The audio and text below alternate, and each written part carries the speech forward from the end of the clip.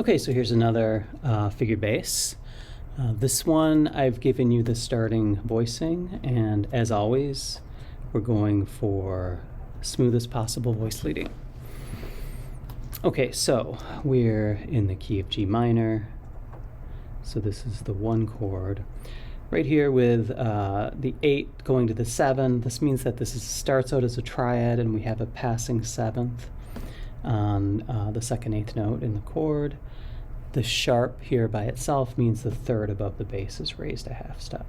So this is starting out as a 5 chord, which is a triad, and then we get the passing 7th.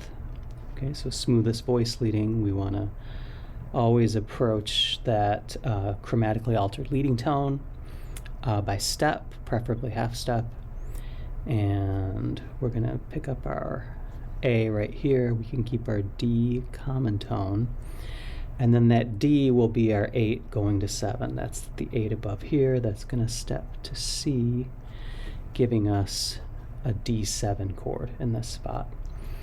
Now we would expect a 5 chord usually to go to 1, but here it resolves deceptively to the 6 chord. Okay, and whenever that happens, we have to be very careful that we don't have parallel fifths and octaves, because we're going to E flat. If this A were to go up to B flat, that would be parallel fifths. We don't want to do that. Remember, when you go from root position triad to root position triad, generally the upper voices need to go contrary motion to the bass. Otherwise, you get problematic parallel fifths and octaves. There is an exception here when we go from 5 to 6. We do want this F sharp to resolve up because we want this leading tone, F sharp, to go up to G, and then the C will come down to the B flat, and this is going to double the G right here. Okay, so now this chord right here, 6, 4, 3. Let's just take a second to think about what this is. If I do this right here, we have D and a 3rd above the bass, and a 4th and a 6th above the bass. With our key signature of 2 flats, that slash through the 6 makes this a B natural. And the natural in front of the 3 is canceling out this F sharp here. Okay. So this chord right here you see is G, B, D, F. That's a G7 chord. G7 is 5 of C. C in the key of G minor is 4. So this is 5, 4, 3 of 4, which does go to 4 on the next beat. So we need a B natural, common tone right here. We have 2 G's left. One of them will stay as a G, and the other will move to F natural right here. Okay, so now we need to resolve this chord. And whenever resolving a 7th chord, particularly a secondary dominant, of course the 7th has to go down, the leading tone should go up, and we can maintain our common tone. We're here on the 4 chord. So now, right here, this flat 6, that means this is a 6-3. Okay, so it's C, E flat, and then A made into a flat. So this is an A flat major chord in the key of G minor. That is our Neapolitan 6 chord. And like anytime we have a chromatically altered pitch, you want to approach it by stepwise motion. So we want to take the A flat in this voice. So it just steps up here very easily, and we can actually then just maintain all of the rest of the pitches in the chord, and the only change is 5 moving to 6 to the flat 6. So here's our Neapolitan, and we want to think about the paradigm of how we resolve the Neapolitan, right? Where we have the flat 2 scale degree is shooting for going to the leading tone, F sharp in this case, over the 5 chord. So we want 2 to go to 1 and then to 7, so A flat will go to G, and here we'll go to F sharp.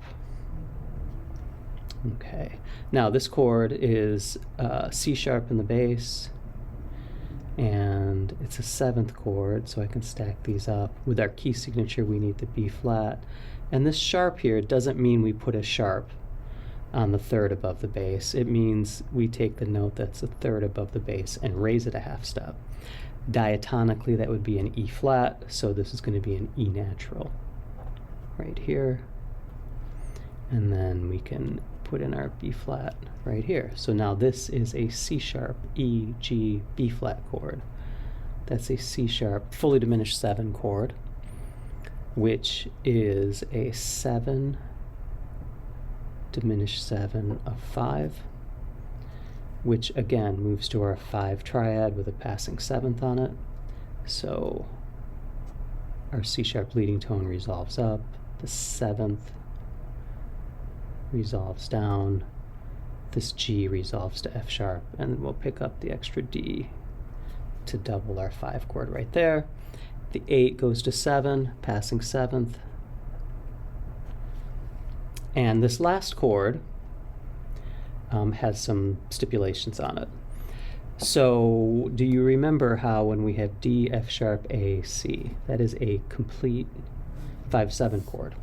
If we follow the voice leading, we're going to end up with an incomplete 1 chord, because F sharp would go to G. I'll sketch it over here. This C, of course, has to resolve down to B flat, and then this A would step down to G. And this chord would have 3 roots and a 3rd. But the figure here specifies that we need a 5th. Okay, so this is specifying that we go from a complete 5/7 to a complete 1 chord. So what we're going to do is we're going to take the 7th, which needs to resolve down. We're going to take this A down to G, and this F sharp, since it's in an inner voice, it's in the tenor, we can actually frustrate it. It's called frustrating the leading tone. We can come down and pick up the 5th of the chord. I guess these should be whole notes. That looks pretty bad. Oh well, that's fine. With no stems. So G, D, G, B flat, and then we have a sharp right here, which is asking for B natural in the chord, giving us a final 1 chord, which is a mode mixture chord borrowed from the parallel G major. And this chord was a 5 going to a 5/7. Okay, so once again, I'm gonna pause this for a moment and come back, take this over to the piano so you can hear this back in a jiff. And this first voicing to 5, taking us to 6, then this really smooth voice leading takes us down to 4. I'll play that much again.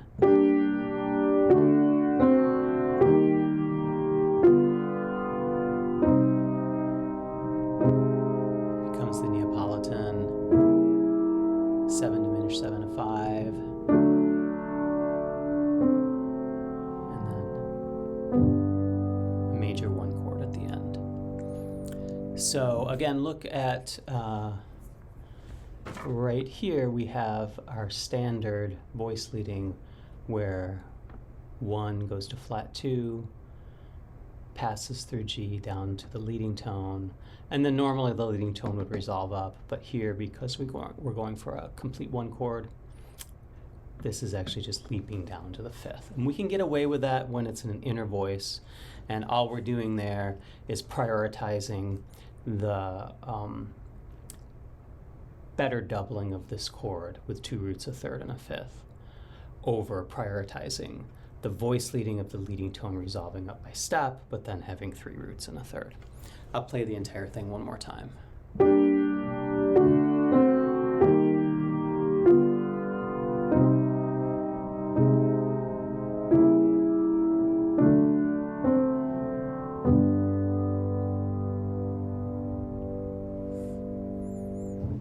Quite a nice progression. Okay, see you tomorrow for the next chromatic figured bass.